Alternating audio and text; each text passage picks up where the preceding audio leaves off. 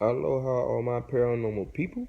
Welcome back to another exciting episode of Insane Disappearances as I delve into the mysterious world of these disappearances that have never been solved. Brought to you by David Paulides' first book, Missing 411. And I, of course, am your host, Lamek.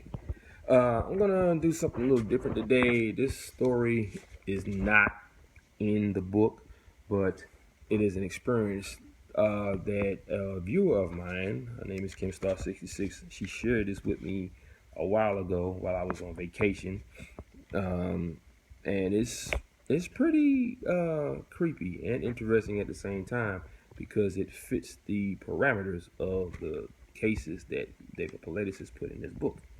Okay, now starting with it's like I said, it's an experience that she had when her husband, and her family members was touring a castle in Ireland in 2001. Now, ironically, the castle was near a lake and a bunch of huge boulders that was on the shoreline. See, okay, so now these boulders, it was with these boulders, it was quite a drop from the top of the shore. So like I said, they were pretty tall and pretty huge.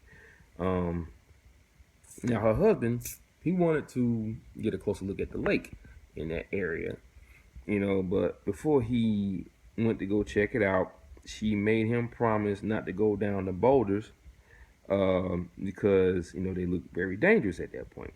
So he assured her that he would not. So at that point, she left him. Well, they went their separate ways, and she went to go find the castle gardens. 10 minutes later, she came back to the spot where she last saw him, and he was nowhere to be found. Now, at that point, she was just so mad at because she figured that he still went down the boulders to get down to the shore. Um, Now she ran down to the shore, expecting to find his body, lying on the ground. But at that point, all she saw was just a bunch of rocks, on the grounds. So, like I said, at that point, he was still nowhere to be found. Uh, so then she worried that he had tried to go down the boulders, hit his head, and fell in the water. Now, while she was on the tour, the people there or the tour guides told her that people have died in this manner. So she got even more worried. So she ran back to the rest of her family members for them to help her look for him. Now, when they found him, thank goodness, um, he said that he didn't sense anything that was different, but he was just drawn to a bridge that he had seen and felt like he just had to cross it. Had to. He felt like he had to cross it. But looking at the bridge before he did what he did as far as trying to cross it, he decided not to due to the way the bridge looked. It looked really old at that point. So he figured it would be unsafe. Now that was all that she told me, but when I look at it, it did fit the parameters of most of the cases in David Paulides' book, because just think about it. A lot of these people, they tend to wander off, just out of the blue, and then they end up in some places where they never should have been in at the first place. Of course, those people either disappeared off the face of the earth, or they were found dead in an area where they never should have been in the first place, or would have been hard to get to. Now, in his case, he felt drawn to it. So, okay, this is what I'm thinking. Whatever is taking these people, they create a wanting need in you to travel to a certain spot where they know that you will get killed. Okay, but some people have a stronger mind to where they're not affected by the power that these beings have. Okay, their minds are evolved enough to, I guess, to get around what they're trying to create in your head, like a need to do this or need to do that. Like these people that just seem to vanish or walk away, and then all of a sudden they end up in a place where they would never think they'd be in, like thousands of miles away in a box canyon somewhere, or they could be in a dry creek bed, or in a shallow river or a shallow creek bed, whatever the case may be. But the good thing is, I'm glad that his mind was strong enough to break away from what these people were trying, or these beings were trying to create. So my uh, big ups to Kim Star 66, his husband. You have a very strong mind, and I'm glad to hear that you got away from whatever was going to happen or could have happened. He could have walked across this bridge. And when he said he saw a bridge, I'm thinking it's one of those footbridges that like have these boards that align a thick rope that goes from one end of a cliff to another, and at the bottom is either a river that flows out into the ocean, or it could just be a deep cavern that leads to a floor bed of rocks, or whatever the case may be. But yeah, that's a pretty creepy story. The fact that they was in an area that had a lake and big boulders, which is, like I said, a huge, huge, huge fact in a lot of these cases dealing with people who disappear. But like I said, there have been cases of people that actually came back from something where they could have been gone forever or could have wound up dead. Like this one guy who ended out in the middle of a frozen lake, and he don't remember anything at that point. He just that now when they went to search for him, they saw footprints that led out into the middle of the lake, but they stopped right there. So obviously, whatever took him somehow got control of his mind and led him out to the middle of the lake, and then he was abducted by aliens, I'm pretty sure.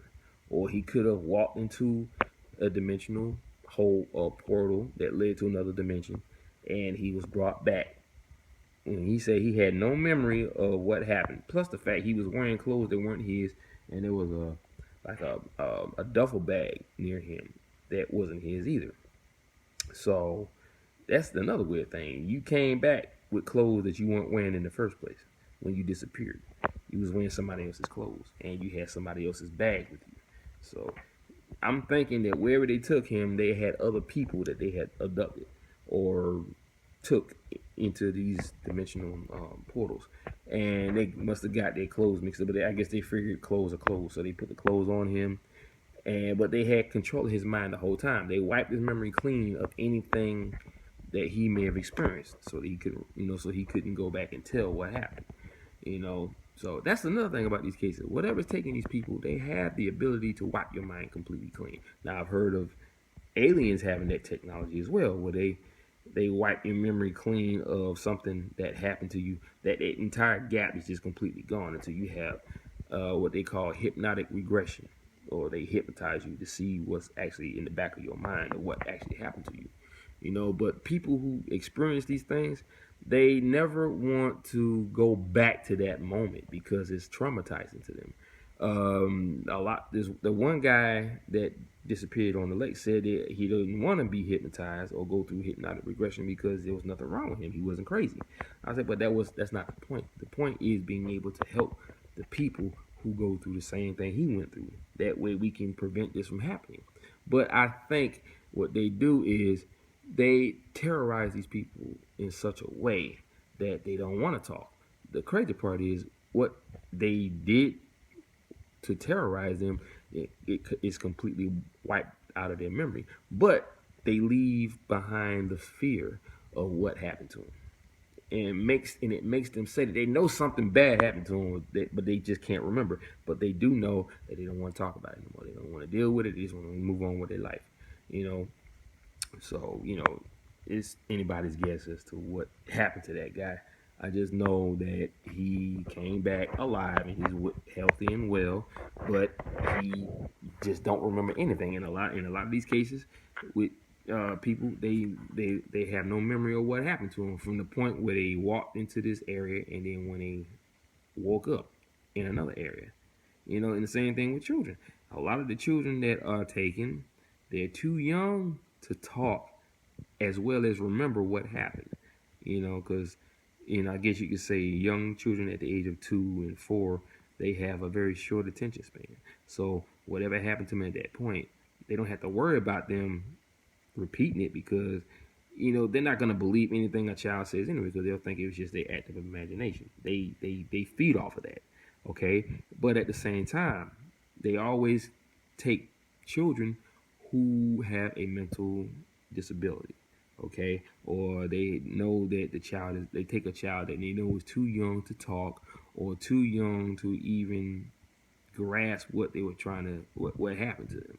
Now there was one story about a little girl named Katie Flynn. This happened back in the 1800s during your pioneer days or your cowboy days, where her father had like some type of logging company where he would transport logs or wood from one point to another down this hill, and she would ride up and down this hill because I guess it was fun for her.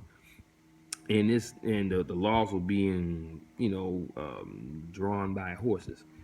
Now, on the ride back up the hill, that somewhere between point A and point B, she disappeared. So, because when the logs came back down, she wasn't on that carriage. So her father gets word and he starts looking for her. These hunters happen to show up and they helped him look for her. They came across this lake, or river rather, and they saw his daughter. Well, they were calling out her name and they heard the sound of a little girl, but they were too far away, so they followed the voice, and they happened to see her across the river on the other side on a log, standing, and there was this hairy-looking thing that looked like a upright dog. And when the dog, I'm thinking it was the dog man. So when the dog man spotted her father and the hunter, the dog man jumped in the river and swam off rapidly, away from where they were. So they get across the river. They talked to the little girl and they asked her, why didn't you come? Why didn't you respond to us when we were calling you? And he said and the girl said the doggy wouldn't let me. He said, the doggy wouldn't let you? And he wouldn't let me. I said, well, did you at least get something to eat? And she said, yeah, the doggy got some berries, put it in his paw, and handed them to me. Now think about this. A doggy turns over his paw, puts some berries in his paw, and hands it to the little girl. What dog do you know can do that? Okay, so obviously it was Dog Man, and I've heard about this Dog Man a lot. A lot of cases. They weren't disappearance cases, but just the folklore or the urban story about the Dog Man. And also, she said that, the father asked her, what happened to your hat? And he said, the doggy took the hat off of my head and ate it in front of me. And he said, no, the doggy took it off my head. He said, what do you mean the doggy? I think she said the doggy ate it in front of her. He said, what do you mean the doggy ate it in front of you? He said, he took my hat off of my head and ate it in front of me.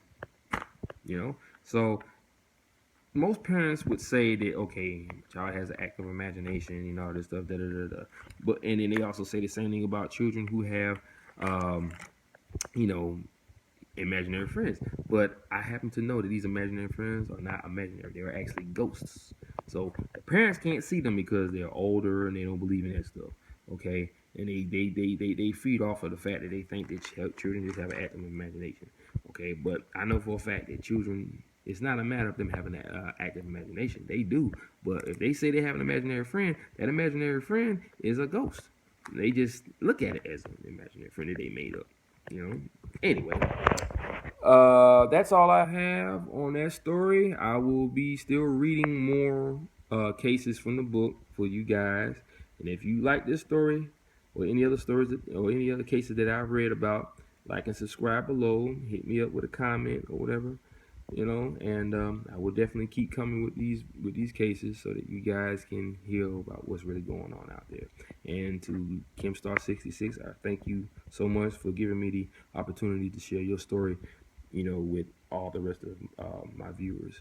And I look forward to hearing more cases or experiences that people may have had. So, gotta go. Aloha, mahalo, and ahuiho, which means till we meet again in Hawaii. Be blessed, guys.